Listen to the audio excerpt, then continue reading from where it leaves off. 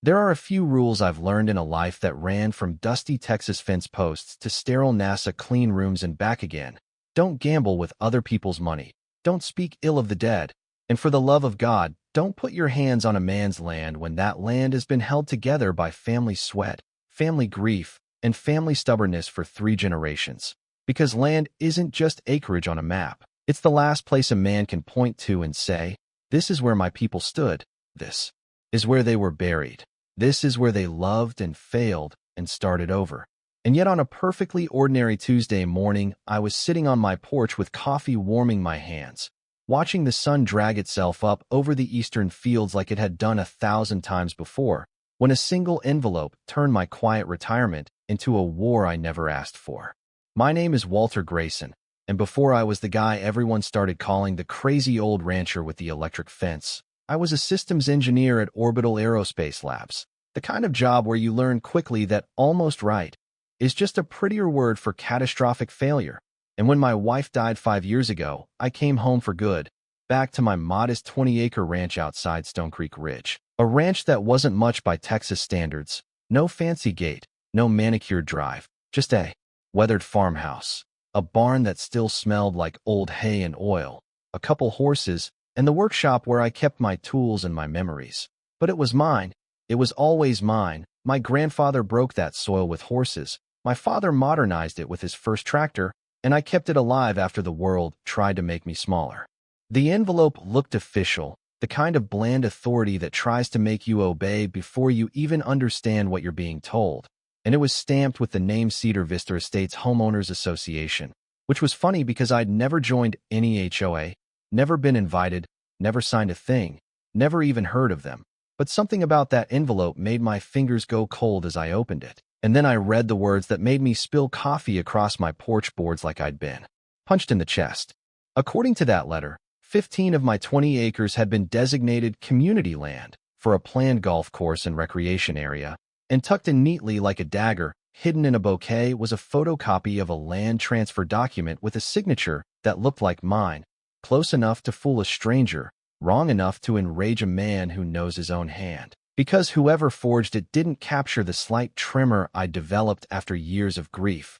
And that tremor, that tiny imperfection, was the one honest thing in the whole page. I called my neighbor Mateo Ruiz, the only person I'd really let into my life since my wife passed, and his voice was tight when he answered, like he'd been waiting for this call. And he told me the truth nobody wanted to say out loud. That Cedar Vista Development Group had been buying up small farms and ranches across our side of the county, and the ones they couldn't buy, well, they'd apparently decided to take. Because money doesn't like being told no. By noon, I was standing in the reception area of a glossy new office building that used to be the old Thompson farm, now dressed up with glass and chrome and a polished plaque that read Cedar Vista HOA. And when the receptionist's smile faded as soon as she saw the letter in my hand, I knew I wasn't the first person to walk in angry. I was just the first person who didn't look like he could be bullied easily. They ushered me into an office where a woman in her mid-40s sat behind an expensive desk like it was a throne, her nameplate reading Evelyn Hartwell, President, and she had that perfectly maintained look of someone who believes rules exist for other people, her hair sharp, her suit beige and costly, her eyes calm in the way a predator's eyes are calm, and she told me with practiced politeness that everything was legal, everything was filed, everything was done properly, and that they were prepared to make me a very generous offer for the remaining 5 acres, as if she were doing me a favor by leaving me enough land to die on. I didn't sit. I didn't touch the paper she slid across the desk. I just told her the truth, that the signature was forged, that I never signed anything, and that I wasn't selling so much as a single inch. And her smile tightened like a knot being pulled, and she said, almost kindly, that fighting would cost me time and money, that development was happening whether I participated willingly or not. And that was the moment I understood this wasn't a misunderstanding. This was a strategy, and I was the obstacle they intended to remove.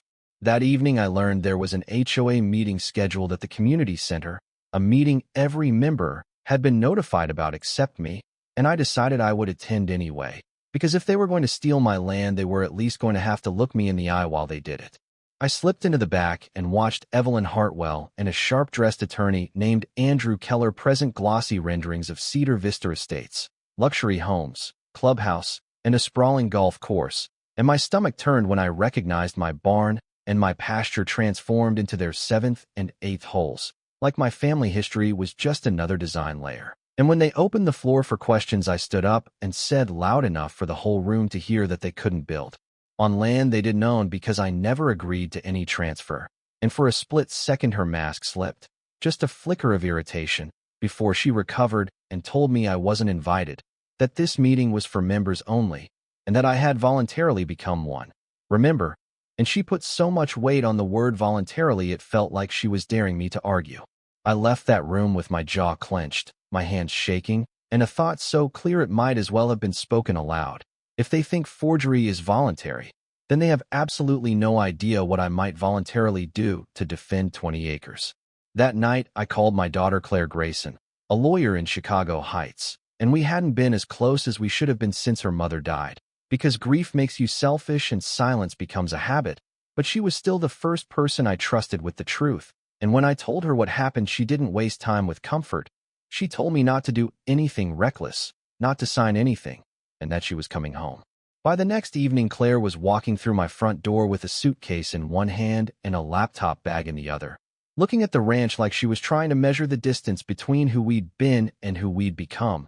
And within hours, my kitchen table turned into a battlefield of paper, HOA documents, county filings, annexation maps, signatures, stamps, and timelines. And the more she dug, the more her face tightened. Because the HOA was new, the paperwork had been rushed through at record speed. Approvals that should have taken months were pushed through in weeks, and the annexation pattern wasn't random at all. It targeted independent landowners while skipping properties with political connections, the kind of pattern you only get when someone planned it. The next morning, we marched into Andrew Keller's law office without an appointment, and when his receptionist tried to stop us, my daughter flashed credentials, and suddenly doors opened. And in his corner office, he tried to speak to me like I was the problem, like I was confused, like I was elderly and therefore negotiable.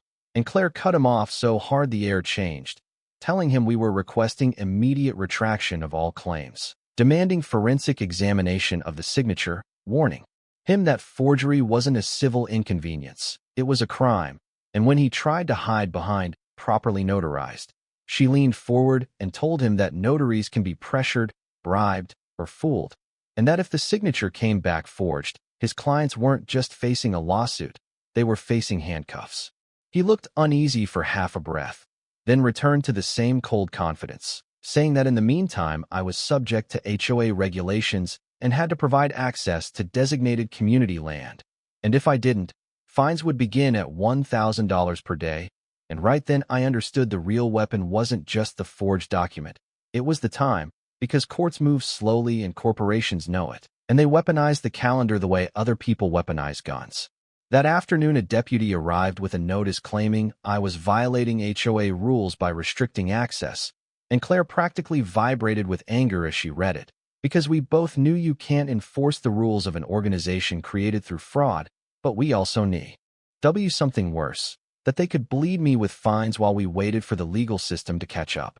After the deputy left, I told my daughter to keep working the legal path, because she was better at that language than anyone. And then I walked to my workshop and opened cabinets that hadn't been touched in years, pulling out components, sensors, wire, solar cells, notebooks full of circuit designs, and I saw my daughter in the doorway watching me like she already knew where my mind was going. She asked what I was planning, and I told her the truth, that they had mistaken me for a tired old widower who would fold under pressure, that they forgot the part of my life where I designed electrical systems meant to survive vacuum, radiation, and failure. And if Evelyn Hartwell wanted a war, then fine, I wasn't going to start it, but I was going to make sure they remembered who they picked a fight with. I researched ordinances and zoning, because being angry doesn't give you permission to be stupid, and I found exactly what I needed. Electric fencing was legal on agricultural land as long as warning signs were posted and voltage stayed within limits. And my property was zoned agricultural, which meant my options were wider than they wanted them to be. I designed a deterrent system that was legal, safe, and absolutely humiliating for anyone who thought they could stroll onto my land with a clipboard and entitlement. A perimeter fence with warning signage, tamper sensors, and cameras feeding directly into a central control panel inside my workshop. And when Mateo Ruiz showed up with his sons to help, he warned me that the Hartwell people had connections, and I told him that's why the fence had to be perfect, because perfect is harder to attack. 3 days later, as the sun dropped low and orange across my fields, the fence stood complete, and I was installing the final sign when a black SUV rolled up the driveway like it owned the road, and Evelyn Hartwell stepped out with two men wearing HOA-branded polos, her voice sugary and sharp as she demanded to know what I thought I was doing. I told her I was protecting my private property under state law, and she insisted the fence violated HOA aesthetic guidelines, and I smiled, cold and steady, because she was still pretending the HOA existed for me.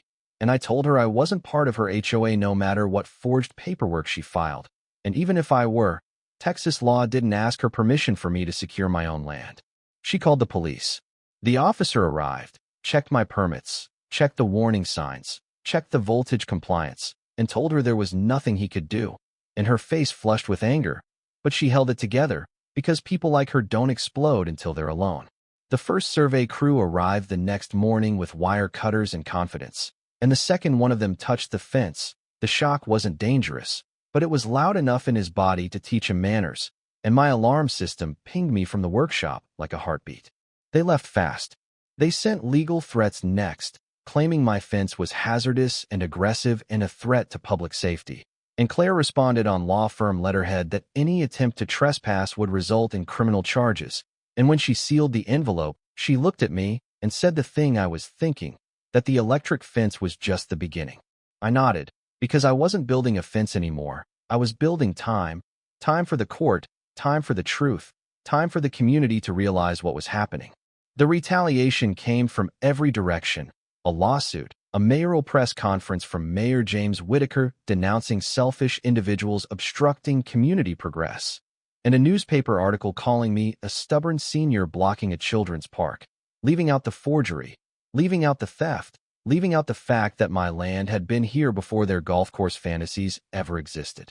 My daughter wrote an open letter to nearby residents explaining the truth, and we spent a day delivering copies because sunlight is the enemy of schemes. And that's when we met an independent reporter named Tessa Vaughn, who had been digging into Cedar Vista Development Group for months, and she told us the golf course was the friendly mask. The real plan was rezoning for commercial development, shopping, hotels, and eventually something bigger. Then my cameras caught something at 3 in the morning, coordinated trespass attempts on multiple sides, floodlights snapping on, sprinklers drenching intruders, alarms screaming across the fields, and the high-definition footage captured faces clear enough to haunt them. And one of those faces belonged to the mayor's personal aide, which meant this wasn't just an HOA anymore. This was city power leaning its weight onto private land. That was the moment the story flipped from property dispute into corruption, and Tessa Vaughn found the missing link, confidential documents tying the development to Silver Sky Resorts, a casino and hotel group, and suddenly everything made sense. The urgency, the forgery, the political pressure, because casino development needed approval and secrecy, and if the public learned the truth, they'd revolt. At the same time, Mateo helped me install solar and water systems, because utilities threatened disconnection, and I'd spent my career designing systems where failure meant death, so the idea of being bullied by a city switchboard was almost comical. And when the power cut happened, the ranch stayed alive, lights on, water flowing, fence humming, and I could feel the panic on the other side rising. Then the final desperate move came, eminent domain filings, emergency orders, bulldozers lined up at my fence, and my daughter filed emergency motions while I watched through binoculars. Calm in that strange way you get when you've already accepted the worst and decided you won't bow. And then, live cameras arrived. Tessa went live, broadcasting the city trying to seize land by force. And within minutes, the footage of corruption and forgery and bribery started spreading like wildfire. And the pressure became too loud to ignore. State police showed up alongside sheriff's deputies, and an officer stepped forward with papers in hand and announced a restraining order stopping all action pending review. And then, with cameras rolling, he said the words that felt like oxygen. Warrants, arrests, charges for conspiracy, fraud, and corruption. Evelyn Hartwell was arrested trying to shred documents. Mayor Whitaker was escorted from City Hall. The HOA's claims were nullified. My property rights were affirmed. and the court ordered a wider review of permits issued under that administration, because once a lie is exposed, it rarely stays contained. When reporters later asked if I would take down the electric fence, I smiled the first real smile I'd felt in weeks and said no.